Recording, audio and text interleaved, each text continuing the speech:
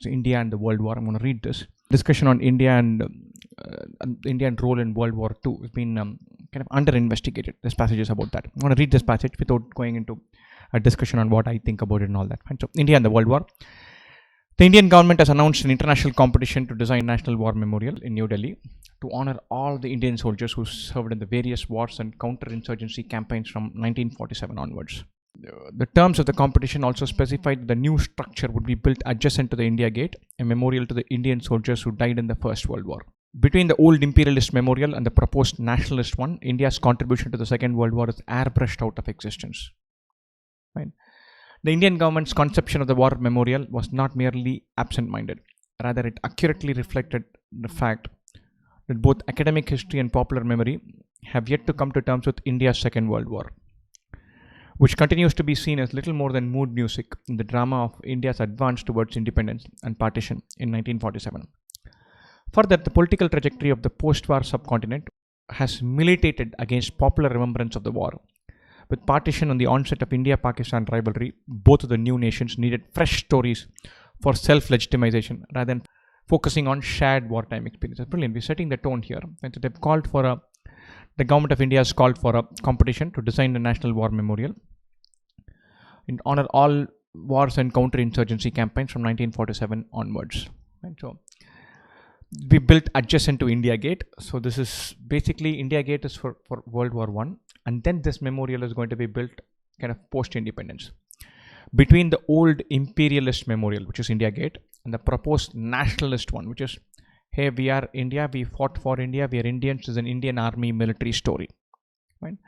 India's contribution to the Second World War is airbrushed out of existence. So we're basically saying, we'll talk about what happened in the First World War, because that memorial is there. We'll talk about what happened after that. But the Second World War is airbrushed. Indian government's conception of the war memorial was not merely absent-minded. Not like we knew about this and we decided to just let it go. It accurately reflected academic history and popular memory. So basically the author is saying, look, we have forgotten Second World War. We read Second World War history as something that happened to Europe. We don't acknowledge the role India played in Second World War. And why? A bunch of reasons. The political trajectory of post-war subcontinent has militated against popular remembrance of the war. Very, very interesting sentence. He says, look, India got independence. Obviously, India and Pakistan got independence. And straight after independence, we had partition and a war. Right? And then what we recalled after that has been predicated on nationalism being vis-a-vis the other. India being opposite to Pakistan, Pakistan being opposite to India. The rivalry plays a role. So there's no time, or we don't want to focus on how we fought side by side from 1939 to 1945 in a war which was not ours but someone else's. But back then there was no India and Pakistan. Right? So what is the point of talking about that when you're defining our nationalism as India-Pakistan rivalry and partition and the rest of it? Right? However, I'm going back to the passage. However, the Second World War played a crucial role in both the independence and partition of India. The Indian army recruited, trained and deployed some 2.5 million men, almost 90,000 of which were killed and many more injured. It's a stunning statistic. 2.5 million is a gigantic number. 90,000 is a huge number of people to die, especially if you keep in mind that this is not really our war. Right? India's material and financial contribution to the war was equally significant. We not only gave people, we gave material, we gave money. India emerged as a major military, industrial and logistical base for allied operations in Southeast Asia and the Middle East.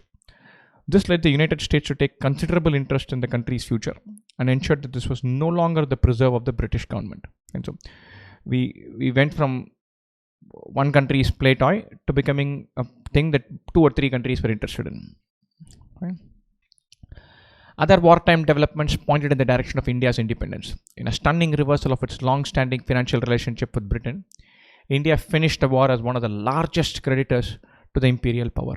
And so we gave money, we gave people, we gave material. And so such extraordinary mobilization for war was achieved at great human cost. Of course it was. Which is, I think that's one of the peeves of the author. He's saying that, look, so many people lost their lives and we're not talking about it. with the Bengal famine the most extreme manifestation of widespread wartime deprivation. That is true. When India sent tons of stuff Britain's way, and then the famine affected India, Britain chose to look the other way. The cost on India's home front must be counted in millions of lives. Again, true. Indians signed up to serve on the war and home fronts for a variety of reasons. Many were convinced that their contribution would open the doors to India's freedom. That's a reason. Right? The political and social churn triggered by the war was evident in the massive waves of popular protest and unrest that washed over rural and urban India in the aftermath of the conflict. And so many people felt the war. And at the end of it, the freedom movement got a certain momentum, which straight away everybody knew that India was going to get its freedom, and really quickly. This turmoil was crucial in persuading the Attlee government to rid itself of the incubus of ruling India. This is true. Fine. So by this time it had reached a point that for the imperialist also, the cost of running a country that was so huge was crippling. They had to let India go. Fine. So 70 years on, it was time that India engaged with the complex legacies of the Second World War. Bringing the war into the ambit of new national memorial would be a fitting, if not overdue, recognition that this was India's war. And so India had a significant role in World War II. Acknowledging that and accepting that is a crucial part for India's legacy. Right. Let's jump in and see these questions. In the first paragraph, the author laments the fact that the new war memorial will be built right next to India Gate. No, he says, look, there's India Gate, and then right next to it is a new war memorial. He's not complaining. There is no recognition of the Indian soldiers who served in the Second World War. Of course, yes, this is the point. The World War being airbrushed. This is the answer. I'm going to look at C and D. Fine. Funds will be wasted on another war memorial. We already have India Gate. The author is not complaining about this. India lost thousands of human lives during the Second World War. The author acknowledges this. But that's not the peep. That's not the lament in the first paragraph. The first paragraph is all about India's Second World War role being not acknowledged. The author lists all of the following as outcomes of the Second World War. US recognition except, and the US recognition of India's strategic location and role in the war. Yes, he does mention this. India is no longer solely Britain's prey toy. Large-scale deaths in Bengal as a result of deprivation and famine. Yeah, wartime deprivation. He clearly mentioned that. Independence of the subcontinent and its partition into two countries. Yes, he says both the partition and independence were one of the fallouts of the war. It might have happened any which way, but the war gave it a powerful nudge and hastened this. The large financial debt India owed to Britain after the war. Yes. No. This one, the large financial debt Britain owed to India. India contributed materially, India contributed financially, India contributed ton of human lives. The financial debt, the clear reversal, Britain owed India at the end of the Second World War. So this interesting statement here. India finished the war as one of the largest creditors to the imperial power. I've never understood clearly when debtors come, but to the imperial power, that is very clear. Loaned a lot of money to Britain in a stunning reversal of its long-standing financial relationship. The phrase mood music is used in the second paragraph to indicate that the Second World War is viewed. Mood music, I think, is very interesting. Let's look at the second paragraph. Rather, it accurately, conception of the war was not merely absent-minded. Rather, it accurately reflected the fact that both academic history and popular memory have yet to come to terms with this. And so, which continues to be seen as little more than mood music in the drama of India's advance towards independence and partition in 1947. So he's saying, look, for us, Second World War is not such a crucial thing because we have independence. On top of it, we had partition. Preceding that was this thing which was not really our war, and we fought it and it was there. And so this kind of set the tone and made this inevitable and this predictable. And both of these happened. And this set the tone for both of these. Our history is about this and not really about this. It's just a intro song before the hero comes out. And so let's look at this. Setting the stage for the emergence of India-Pakistan rivalry in the subcontinent. Not really. It's setting the stage for partition and independence. A backdrop to the subsequent independence and partition of the region. There you go. Straight away. That should be the answer. A part of the narrative on the ill effects of colonial rule. Nobody's talking about that. A tragic period in terms of loss of lives and national wealth. Yes, indeed. But that is not the reason for terming it as mood music. Mood music as in something, a prologue before the real deal comes out. The author suggests that a major reason why India has not so far acknowledged its role in the Second World War is that the answer should be talking about partition, independence, other things being more important. And India being defined in terms of India-Pakistan and not in terms of imperialism, colonialism. It wants to forget the human and financial toll of the war on the country. No, that's probably why Germany doesn't want to talk about Second World War. Has been focused on building an independent, non-colonial political identity. Yeah, this seems right. I would have liked it if it had said unwittingly the India-Pakistan axis came to define nationalism.